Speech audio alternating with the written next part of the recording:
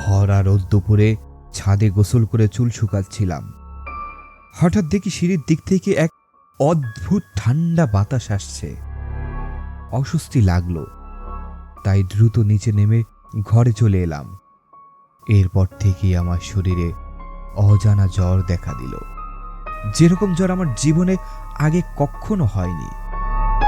আম্মু বলল এলাকার ফার্মেসির ডাক্তার চৌধুরী আঙ্কেলকে দেখাতে। ওষুধ খাওয়ার পরও কোনো উন্নতি হলো না। উনি পরামর্শ দিলেন মেডিকেলের এক ডাক্তারের কাছে যেতে। আব্বু আমাকে নিয়ে এক ছোট্ট ক্লিনিকে গেলেন। সেদিন ডাক্তার দেরি করছিলেন, তাই সিরিয়াল দিয়ে আমরা অপেক্ষা করতে লাগলাম। ক্লিনিকের পাশেই কবরস্থান। আব্বু বন্ধুদের সঙ্গে কথা বলছিলেন।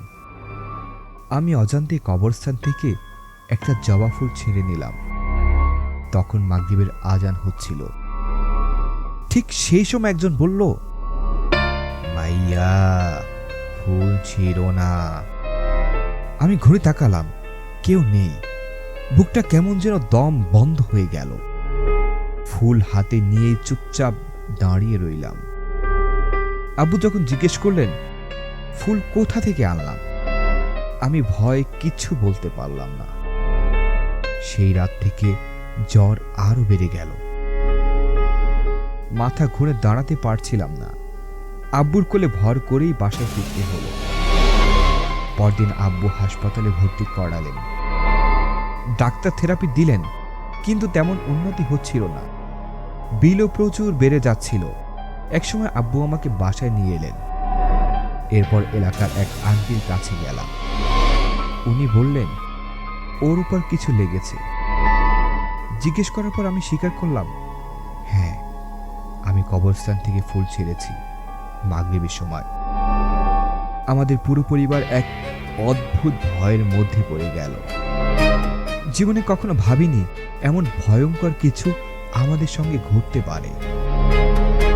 শুরুতে মনে হলো সব ঠিক হয়ে যাবে, কিন্তু রাত গভীর হতেই শরীর আবার অদ্ভুতভাবে কাঁপতে শুরু করলো। আমার চোখ দুটো জল জল করতে লাগলো, বুক ধরফর করছিল। হঠাৎ দেখি ঘরের কোণে ছায়ার মতো একটা লম্বা কালো অবয়ব দাঁড়িয়ে আছে। আমি কিছু বলতে পারছিলাম না, শুধু চোখ দিয়ে তাকিয়ে রইলাম। আব্বু আমি কিছুই বুঝতে পারছিলেন না। হঠাৎ সেই ছায়াটা আমার দিকে এগিয়ে এলো। কানে ফিসফিস করে বলল, তুই আমার জায়গা থেকে ফুল নিয়েছিস, তাই তোর উপর আমার অধিকার। আমি জোরে চিৎকার করতে চাইলাম, কিন্তু গলা দিয়ে কোন শব্দ বের হলো না। আম্মু কোরআন থেকে আয়াতুল কুরসি পড়তে শুরু করল। তখনই ছায়াটা মিলিয়ে গেল, কিন্তু আমার শরীর আরো দুর্বল হয়ে পড়ল। পরদিন সকালে আন্টি এসে বললেন, জিন চায় তুমি ফুলটা ফেরত দাও। আব্বু তৎক্ষণাৎ আমাকে নিয়ে আবার সেই কবরস্থানের পাশে গেলেন। মাগরিবের সময় আমি ভয়ে ভয়ে সেই শুকনো জবা ফুলটা ফিরিয়ে রাখলাম। তারপর দোয়া পড়লাম। অদ্ভুতভাবে সেই রাত থেকে আমার জ্বর ধীরে ধীরে কমতে শুরু করলো।